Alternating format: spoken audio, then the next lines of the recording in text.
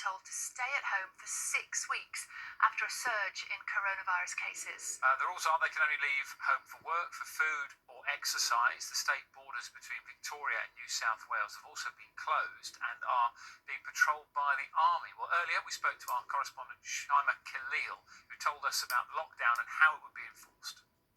Melbourne is getting ready for its lockdown in a few hours because of that COVID-19 spike. But the precautions actually extend beyond Melbourne. I am now in Albury, as you say, on the New South Wales border.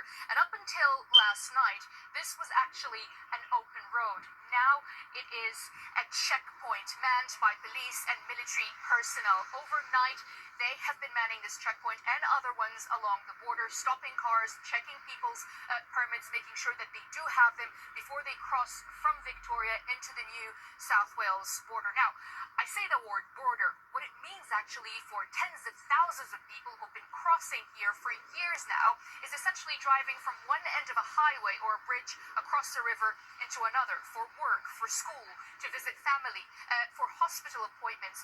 So this is very, very different, and it shows the kind of nervousness among the leadership about what's happening in Victoria.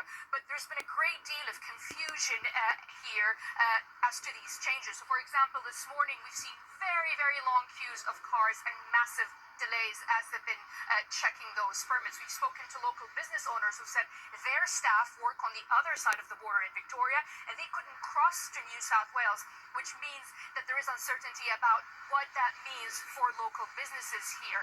But all of this really is an indication of the seriousness of the situation back in Victoria. The fact that there's this spike of COVID-19 cases in Melbourne, and authorities saying unless they get a handle on it now, it could spiral out of control. That was Shaima Khalil speaking to us from Melbourne. Now, the Brazilian president has said he's not surprised that he's tested positive for COVID-19. Jair Bolsonaro